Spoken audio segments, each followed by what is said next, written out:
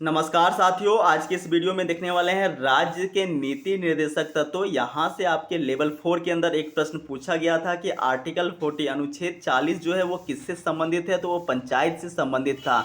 तो सबसे पहले कुछ इसकी बेसिक बातों को ध्यान में रख लेते हैं फ्रेंड्स।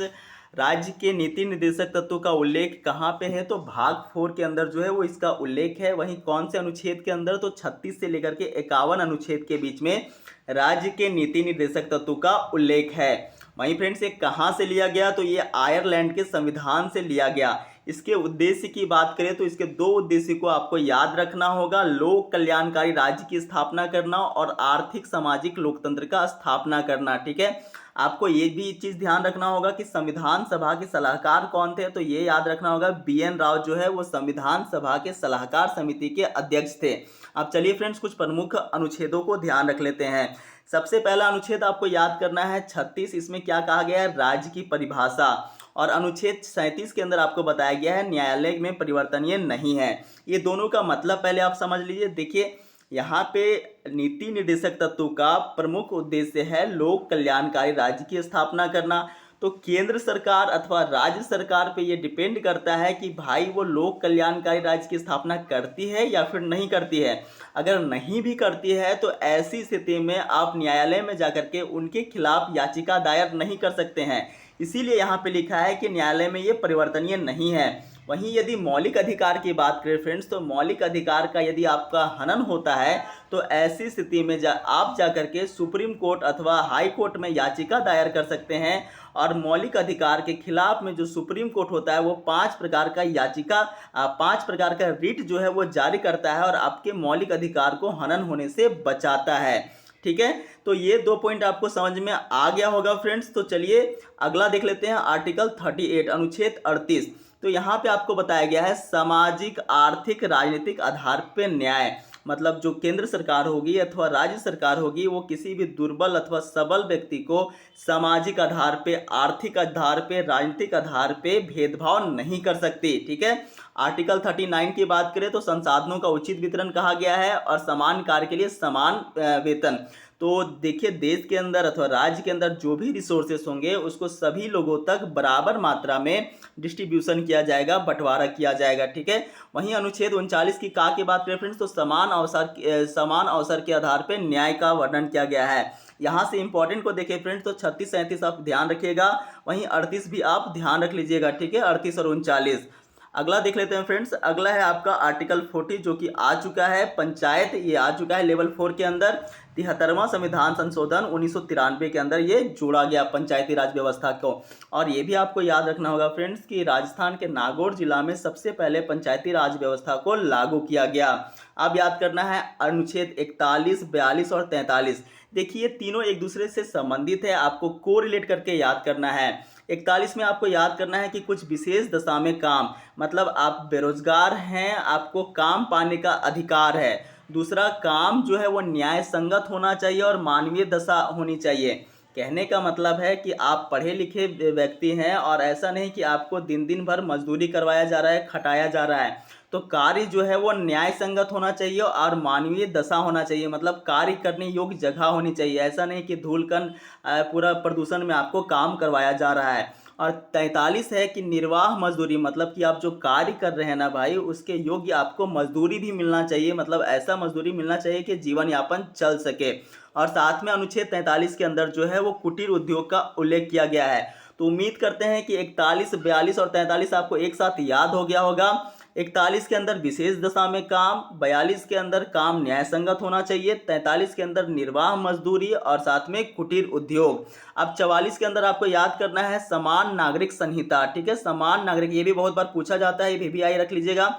वहीं आर्टिकल 45 भी आप VVI रख सकते हैं, यहाँ से भी बहुत बार पूछा जाता है।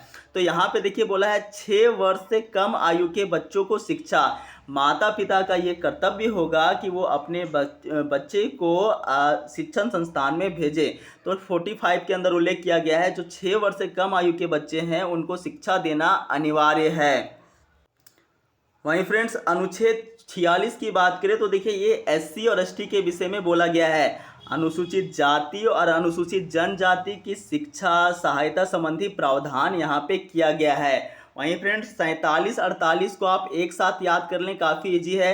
47 में कहा गया है मद निषेध, पोषाहार, स्वास्थ्य, मतलब कि जो राज्य सरकार होगी वो मद निषेध मतलब दारू वारू जो है वो बंद करवाएगी, पोषाहार को प्रेरित करेगी, अच्छा अच्छा खाना उपलब्ध करवाएगी और स्वास्थ्य को बढ़ावा देगी। ठीक है, अब देखिए ये तीनों जो है वो कैसे आ सकता है, पोषाहार का विकास कैसे हो सकता है, स्वास्थ्य बढ़िया कैसे हो सकता है, जब कृषि किया जा सके, जब पशुपालन किया जा सके, जब दुधारू पशु को पाला जा सके, तो दोनों एक दूसरे से संबंधित है फ्रेंड्स। 47 के अंदर आपको याद करना है मद निषेध, ठीक है, उसके बाद पोषाहार, और पोषाहार और स्वास्थ्य में वृद्धि कैसे होगी, तो कृषि जब हम लोग करेंगे, पशुपालन करेंगे, दुधारू पशुओं को पालेंगे। ठीक है, वहीं आर्टिकल 48 के का की बात करें फ्रेंड्स तो पर्यावरण संरक्षण, ठीक है, कब जोड़ा गया, तो 42वां संविधान संशोधन 1976। देखिए पिछला में भी हमने का देखा, जहां पे आपको का नजर आए तो आप भाई मार दीजिएगा, 42वां संविधान संशोधन 1976 सही हो जाएगा। ठीक है, तो आपके लिए महत्वपूर्ण होगा फ्रेंड्स 46। वहीं 49 और 50 को देख लेते हैं। 49 के अंदर जो है वो राष्ट्रीय महत्व के स्मारक का संरक्षण है। जो भी फ्रेंड्स हमारे देश के अंदर ऐतिहासिक स्थल है, जो राष्ट्रीय महत्व के स्मारक है, उनका संरक्षण करना राज्य सरकार की जिम्मेवारी है। ये आपका आर्टिकल 49 के अंदर उल्लेख किया गया है। ठीक है, वहीं अनुच्छेद 50 की बात करें फ्रेंड्स तो इसमें बताया गया है कार्यपालिका और न्यायपालिका का पृथक्करण अलग अलग। आप खुद ही सोचो फ्रेंड्स कि यदि कार्यपालिका के अंदर जो है वो प्रधानमंत्री, राष्ट्रपति इत्यादि लोग आ जाते हैं, वहीं न्यायपालिका के अंदर supreme court, district court, high court आ जाता है। यदि दोनों के बीच में 60 गांठ हो जाए तो ऐसी स्थिति में क्या न्याय व्यवस्था सही से चल पाएगा? नहीं ना। जो राज्य सरकार होगी वो अपने मनमानी से कार्य करेगी, उसके खिलाफ न्यायपालिका कोई कार्रवाई नहीं करेगी, तो क्या देश सही से चल पाएगा? इस वजह से आर्टिकल 50 के बीच में कार्यपालिका और न्यायपालिका के बीच में पृथक्करण का उल्लेख किया गया है। ठीक है, वहीं अनुच्छेद 51 की बात करें फ्रेंड्स तो यहाँ पे देखिए बताया गया है अंतर्राष्ट्रीय सुरक्षा की अभिव्यक्ति, मतलब देश की बाहर की सुरक्षा की अभिव्यक्ति के विषय में बताया गया है। अब देखिए फ्रेंड्स यहाँ पे कुछ महत्वपूर्ण बातें हैं मौलिक अधिकार और नीति निर्देशक तत्वों को लेकर के। तो देखिए केशवानंद भारती जो है वो देखिए फ्रेंड्स यहाँ पे केशवानंद बनाम केरल राज्यवाद 1973 में बताया गया कि भाई मौलिक अधिकार श्रेष्ठ है, क्योंकि मौलिक अधिकार के अंदर आप न्यायालय में जाकर के याचिका दायर कर सकते हैं यदि आपका मौलिक अधिकार का हनन होता है। लेकिन 42वां संविधान संशोधन 1976 ये इंदिरा गांधी के समय काल का है फ्रेंड्स। तो यहाँ पे बताया गया कि नीति निर्देशक तत्व जो है वो श्रेष्ठ है, क्योंकि देखिए वो अपने अनुसार सब कुछ चाहती थी। वो चाहती थी कि राज्य का अपना मन करे वो करना, कोई कार्य करना चाहता है तो करे, अन्यथा ना करे। ठीक है, वहीं मिनर्वा मिल्स बात के अंदर जो कि 1980 में आया, इन्होंने क्या कहा, तो इसके अंदर ये पास हुआ कि भाई दोनों अपने जगह पे सही है। ठीक है, मौलिक अधिकार अपने जगह पे श्रेष्ठ है, नीति निर्देशक तत्व तो अपने जगह पे उचित है। फ्रेंड्स आपको वीडियो कैसा लगा कमेंट सेक्शन में जरूर बताएं। मिलते हैं फ्रेंड्स अगले वीडियो में, तब तक के लिए नमस्कार।